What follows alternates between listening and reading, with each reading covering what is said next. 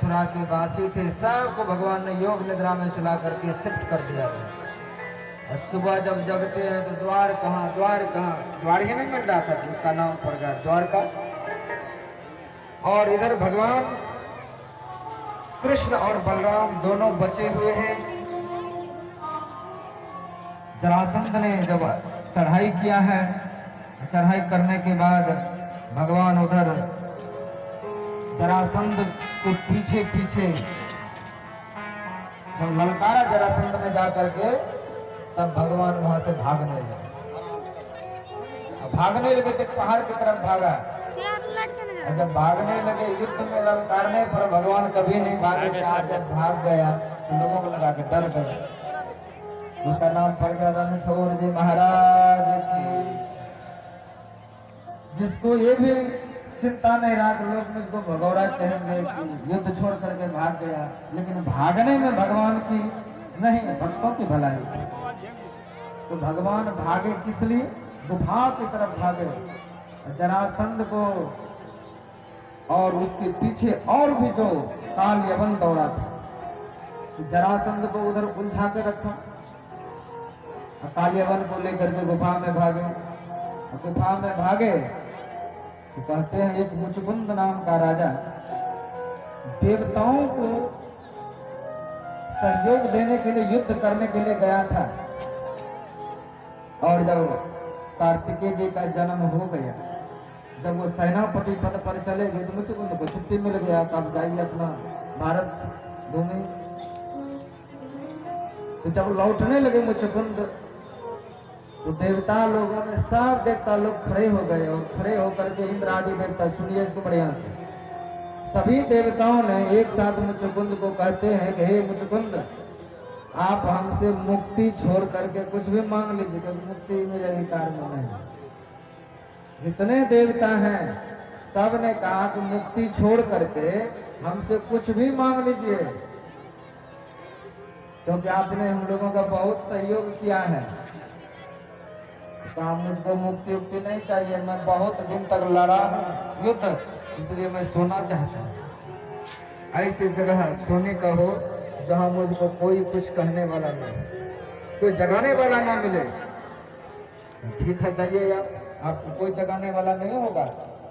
जो जगाएगा तो तत्क्षण जल करके भस्म हो जाएगा। तो भगवान धीरे धीरे गुफा में भागते गए और भागते भागते जहाँ मुचकुंद नाम के राजा सोए हुए थे, उसी पर पीताम्बर ढक करके भगवान छिप गए। और जब छिप गए तो काल यवन जाते हैं, अरे छलिया युद्ध से भाग करके यहाँ सो रहा है। मारा 2-3 लात मारा तो काल यवन जगे। जगते जगते आंख मलते आंख खोला तो तत्क्षण जल करके वहीं भस्म हो गया। मुचकुंद जी जगे तो फिर उसको भगवान वहां पर प्रकट हुए सामने। कहा आप कौन? दोनों ने हिसाब किताब अपना बताया। तो मैं ये हूँ वो हूँ। आप लोग कब से सो रहे हैं? युग परिवर्तन होने वाला है, ये द्वापर युग समाप्ति की ओर है। आपको जहाँ जाना है जाइए, कलयुग होने वाला है। बाहर निकल करके देखा तो ये इतने छोटे छोटे पेड़ हैं। हमारे जमाने में तो बहुत बड़ा बड़ा पेड़ हुआ करते थे। ये कौन सा युग आ गया प्रभु? क्या ये कलयुग होने वाला है, इसलिए प्रभाव दिख रहा है। हर एक युग का अपना अपना प्रभाव। तो मुचकुंद राजा को जगाया, भक्ति का वरदान दिया और कहते हैं वही मुचकुंद राजा दूसरे जन्म में राजा भक्त नरसी बना। भगवान के बहुत कलयुग में नरसी नाम के भक्त बने हैं। और भगवान वहां से फिर जो गुफा से निकल करके भागे, जरासंध सेना लेकर के फिर उसके पीछे पड़े हैं। तो भगवान एक पहाड़ पर चढ़े हैं और पहाड़ की चोटी पर से इतने दूर से छलांग लगाए हैं तो भगवान उस समुद्र के मार्ग से पहुंच गए हैं अपना घर द्वारिका। और द्वारका जब पहुंचे हैं तो वहां पर क्या हो गए? बोलिए द्वारकाधीश भगवान की। द्वारका के वो राजा बन गए हैं। और राजा जब बन गए हैं तो वहीं अब अपना ठाठ बाट से रहने लग गया। अब वहाँ कोई सौंदर्य की बात नहीं है, कोई बांसुरी की बात नहीं है, तो तीर तलवार का बात। वहाँ अब धर्म की स्थापना के लिए अब जो करना पड़ेगा, भक्तों को जितना प्रेम देना था दे लिया। अब सिर्फ धर्म की स्थापना के लिए, दुष्ट के संहार के लिए जिस हेतु से भगवान आए हैं, अब वो अनन्य भाव से उस हेतु से वहां रहे हैं। और जो जो भक्त हैं उनको दर्शन देने के लिए इस तरह से भगवान वहां रहते रहते एक बार भगवान के पास एक सुंदर सा पत्र आया। और जब पत्र आया तो उस पत्र में भगवान के लिए प्राइवेट पत्र, कहते ब्राह्मणों पढ़ो। का महाराज ये मैं पढ़ नहीं सकता क्योंकि आपके लिए स्पेशल पत्र कोई लिखी है, वो कैसे सभा में पढ़ा जाए। का मेरा कोई भी स्पेशल पत्र नहीं होता है, इसलिए पढ़ो। का ये पत्र आया कहाँ से? का महाराज यह पत्र भगवान भीष्मक सुतन। तो परीक्षित कहते हैं, हे गुरुदेव, बलराम जी का फिर क्या हुआ? बलराम जी का क्या हुआ? क्योंकि बड़े भैया हैं और उसी के इंतजार में कृष्ण थे कि बलराम जी का विवाह हो जाए, भैया का घर में भाभी आ जाए तब हम शुरू करें। तो कहते हैं रैवत नाम का एक राजा था, उसकी बेटी थी रेवती। वह एक बार ब्रह्मलोक गया ब्रह्मा के पास, और ब्रह्मलोक जब गया ब्रह्मा के पास पूछने, मैं अपनी बेटी का विवाह करना चाहता हूँ, कोई लड़का सुयोग्य हमको बता दीजिए। तो आप सबको बनाते हैं तो मेरी बेटी के लिए किसको लिखे, वह बता दीजिए। थोड़ा सा पूछने भर में जो लेट हुई, इतने में ब्रह्मा जी ने कहा तुम यहाँ आए, जो बातचीत कर रहे इतने में धरती पर कई युग बदल गया, और तुम्हारे ना खानदान के रहे ना वो युग रहा है। तुम्हारा यहाँ कुछ देर ठहरना धरती पर बहुत देर बदल गया है, क्योंकि यहाँ का समय और वहाँ के समय में अंतर है। अब तो द्वापर युग का अंत है और बलराम कृष्ण का अवतार हुआ, उसमें कृष्ण का जो बड़े भैया है बलराम जी, उसी से इसको विवाह करो। और जब वो सतयुग का आदमी कितने हाथ का लंबा चौड़ा था, और ये द्वापर युग का बलराम जी छोटे छोटे, इतने बड़े तो थे नहीं। अब बलराम जी के पास ले आए गाछ जैसे कन्या को, तो बलराम जी ने अपना हल मुसल से उसको अपने साइज में कर लिया, जो सतयुग के थे। तो बलराम जी का विवाह संपन्न हुआ रेवती के साथ। और उसके बाद राजा पूछते हैं कि भगवान का प्रथम विवाह कैसे हुआ, वो बताएं। का राजा भीष्मक जो था उसकी कन्या थे रुक्मिणी, और वह भगवान के बारे में नित्य प्रतिदिन सत्संग सुना करती थी। भगवान ऐसे हैं वैसे हैं, तो भगवान से वो अनन्य प्रेम करती थी। ना कभी देखा था ना कभी सुना था, वो सब बात पत्र में लिखते हैं ब्राह्मणों के द्वारा। और उसके भाई जो है रुक्मिणी, वह उसका विवाह शिशुपाल से करना चाहते हैं, और रुक्मिणी विवाह कृष्ण से करना चाहते हैं। इस बीच में द्वंद्व होता है, कैसे किया जाए। तो रुक्मिणी अपना दिल दिमाग भगवान के आगे समर्पित कर दिए हैं, और रुक्मिणी चाहते हैं कि मेरे मित्र शिशुपाल के साथ विवाह हो। तो इसीलिए पत्र लिखे हैं, श्रुत्वा गुणान् भुवन सुंदर त्रिनवतामते निर्विश्य कर्ण विवरे हरो कामंगम रूपम दृश्यम ताम अखिलाभम त्वनजिता विशुतिम चित्तम पत्रमेह। हे गोविंद, श्रुत्वा गुणा, आपका गुणानुवाद सुनते सुनते त्रिनवता मेरा जीवन बदल गया है। कर्ण विवरे, कर्ण के विवर से छिद्रों से सुनते सुनते आप ही मेरे भीतर प्रवेश कर गए हो। आपके अलावा कोई मेरे जीवन में नहीं है। कहीं ऐसा ना हो कि सिंह का भाग कोई सियार लेकर के भाग जाए। तो रुक्मिणी देवी ने अपना सब बात बता दिया है कि मैं माता के मंदिर जाऊंगा और वहीं आप मिलेंगे, वहीं से आपके संग में चलेंगे। तो माता रुक्मिणी ने सब बात बता दी उस पत्र में, और भगवान तुरंत अपना रथ तैयार करके किसी को बिना बताए भगवान चल पड़ते हैं। और चल जब पड़ते हैं तो वहाँ भीष्मक से भेंट होती है। भीष्मक जी ने, भीष्मक के मन में था कि कृष्ण से अपने रुक्मिणी का विवाह कराऊं, लेकिन पुत्र के आगे उसका कुछ न चला। और जब आ ही गए थे, भगवान से मुलाकात हुई, तो भीष्मक जी ने भगवान को रथ पर बैठा करके, महाराज जब आ गए हैं तो चलिए मेरे घर को भी पवित्र कीजिए। और घर पर जब लेकर जाने लगे तो सभी गांव के लोग, बूढ़े बूढ़ी वहाँ के देखते हैं, सभी कहते हैं कि देखो कितना सुंदर हमारी रुक्मिणी के लिए वर ढूंढा गया है। मेरे पास जितना पुण्य हो, इस पुण्य के बदले हे परमात्मा मेरी रुक्मिणी को यही वर दे। अब भीष्मक अब बहुत दुखी होता है कि वर तो मैं इसे चुना हूँ, लेकिन मेरे बेटे ने तो शिशुपाल को चुन के रखा है। ये तो बड़ी दुविधा हो रही है, लोग इसी को वर समझ बैठे हैं। तो भगवान भी सच्चा गए, कहा महाराज अब मैं चलता हूँ, अगर भगवान ने चाहा तो मिलना जुलना सब दिन होगा।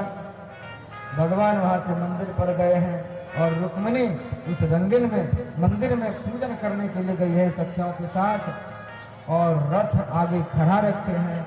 रुक्मिणी मंदिर से जब पूजन करके लौटती हैं तो जितने सैनिक हैं उसके रूप श्रृंगार को देखते रह जाते हैं। और रुक्मिणी भगवान श्री कृष्ण के रथ पर उनके हाथों के सहारे चढ़ करके बैठ जाते हैं और तीव्र गति से रथ को हाँकते हैं आगे। इधर जितने सैनिक हैं वो कहते अरे हम लोग यहाँ किस लिए थे? रुक्मिणी के रक्षा के लिए। रुक्मिणी कहा गया? सखिया कहते वो तो गया, वो तो चले गए।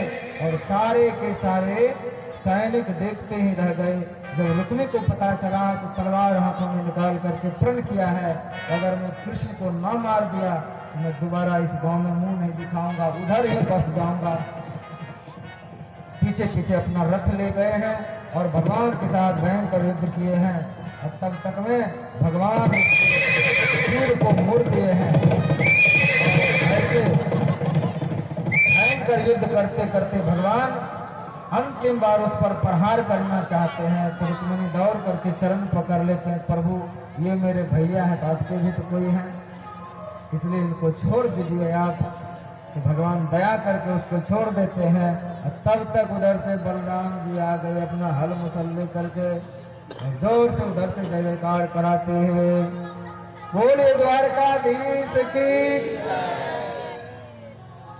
अब बलराम जी कहते हैं कन्हैया जाओ, अब बहू को वहीं घर पर ही देख लेंगे, जाओ मैं अब युद्ध करता हूँ। और बलराम जी उधर युद्ध करने के लिए लगे और उधर कृष्ण भगवान अपने द्वारकापुरी आए हैं। बलराम जी भी युद्ध को शांत करके आए हैं और आकर के सुंदर से वहाँ रुक्मिणी जी का विवाह हुआ है भगवान श्री कृष्ण के साथ। और विवाहोपरांत वहाँ पर भयंकर भोज हुआ है, भंडारा हुआ है, इसका आनंद लिया है। और आज की कथा यहीं पर हम लोग विराम की ओर देते हैं।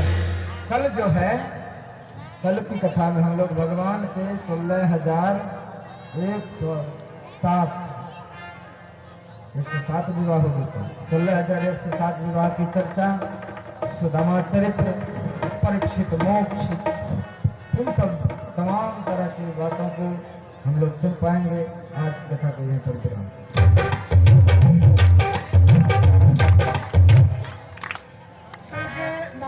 कार्यक्रम के बारे में लोगों को कहना है कि कल आप लोग 1 बजे तक आ जाएं पंडाल में, क्योंकि अंतिम दिन है और सामूहिक प्रसाद का भी कार्यक्रम है। और गांव के सभी युवक से निवेदन है कि अभी प्रसाद वितरण के बाद आप लोग रुकेंगे और कार्यक्रम के बारे में हम लोग आपस में चर्चा करेंगे। और बाजार के भी जो भक्तगण हैं भाग लेना चाहते हैं सेवा में, वो लोग भी कल दिन भर यहाँ रहेंगे। सभी बच्चे छुट्टी में रहेंगे कल इस कार्यक्रम के समापन समारोह में। और परसों सुबह होम का कार्यक्रम होगा, जैसा कि आचार्य जी बताए हैं कि कार्यक्रम की पूर्णाहुति के बाद ही होम होगा। इसीलिए सभी भक्तगणों से निवेदन है कि कल आप लोग ज़्यादा से ज़्यादा संख्या में आवें और कथा का अंतिम पड़ाव है, अंतिम कथा का आनंद लें। श्री सद्गुरु महाराज जी की जय, श्रीमद् भागवत पुराण की जय, श्री सद्गुरुदेव भगवान की तेरे भागवत भगवान की है आरती,